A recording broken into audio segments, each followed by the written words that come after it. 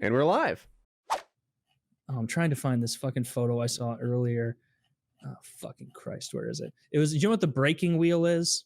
Yeah. I think so. So it's a torture device that would obviously, they put you on this wheel and they turn you around and break you. And I'm trying to find this photo of this skeleton from, hundreds and hundreds of years ago, obviously, that was executed in that manner. And it shows his skeleton on display, and you can see all of the bone breaks as he was on it. Let me fucking find. God damn it! I think I got you. Oh, that sounds awful. And yes, there it is. Look at that. Isn't that fucked up? You can see the clean breaks in both his arms, both his legs, and not just the legs. Look at the ribs. Look how many pieces those ribs are in. I didn't even notice that until you said it. And then the spine in that area surrounding where the ribs come out is just pulverized. Wrecked, yeah. Is his skull cracked? Right by the temple? Maybe. I don't know. I thought the breaking wheel was more of a limb thing. But they really put this guy through the ringer. Jesus Christ. Yeah, he literally did. Like, you can see the clean breaks in his forearms, his upper arm, his lower leg, his upper leg. Like, this looks I was going to say just shoot him. Well, yeah, just shoot him with an arrow right through the eye socket. Unless this guy was like a pedophile, in which case this probably did a good bit to discourage pedophilia. Like, wouldn't like the message? If there was some work? Like, well, it works. Do they stretch him? I'm not looking this up. I'm going to say this from memory. The execution wheel was typically a large wooden spoked wheel, the same used on a wooden transport cart and carriages. To this end, the executioner dropped. The wheel was made to revolve slowly, and a large hammer or an iron bar was then applied to the limb or over the gaps between the beams. So they just hammered him as they spun him around, right? Oh, this looks awful. The wheel revolves slowly, and then a large hammer or iron bar was applied to the limb. I don't know how you apply a hammer to a limb, but... Very carefully, I'm sure. Dude, this is like Game of Thrones flayed man banner shit. We have to click it, I guess. And then scroll down, and you'll see St. Catherine's College in Oxford has 4 breaking wheels on their emblem. On their on your banners. On your banners. Interesting. And who is this? St. Catherine's College in Oxford.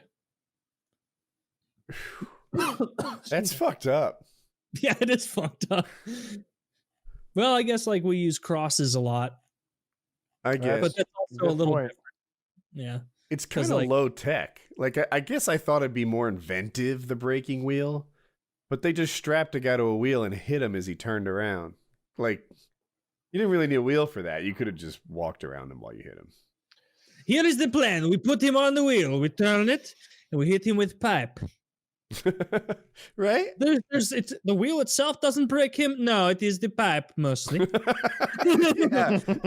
It is more of a carnival ride without the pipe edition.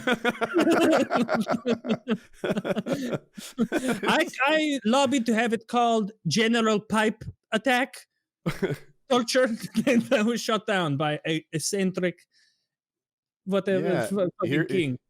Here's a picture of how it works. In case you had any struggle. It's just a guy.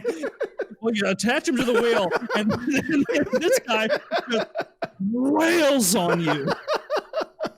And you want to make sure this is like seeing a live UFC fight. Nobody in the audience knows what's going on because they're elevated. Not very good showmanship. And then that guy with the cross is like, "Yeah, there's no salvation for you." Right? This man's pipe. So nowadays, the church is supposed to be kind of a benevolent organization, right? They're supposed to be the good guys. Did they even pretend to be the good guys back in the day when they were doing this? Did the church try to have the moral high ground, or were they just another army? Another force? But, of course they did. Yeah, they wanted to have the moral high ground. But they were also just so powerful. And I think a lot of their power stemmed not from, they did have armies and stuff, but a lot of it was because the common person all believed them. And so to have the Pope say something negative about the king of France or whatever would effectively cause a lot of religious, serfs or whatever the fuck in France to be like, whoa, whoa, whoa. We're religious before we're anything. And the Pope said that? Really? And so like the Pope could cause a lot of mischief, a lot of problems. And so that's why so many of those issues between, Britain and France was about currying the favor of whoever the Pope was or whoever the leading bishop of a region, because they, their word held so much, nobody could fucking read. They could be like, oh, this book also says in Revelation that Pope Charles the whatever is evil. And they'd be like, no shit. Wow. Like I haven't eaten anything but potatoes in my entire life. I believe you. I'm on an all radish diet out of necessity.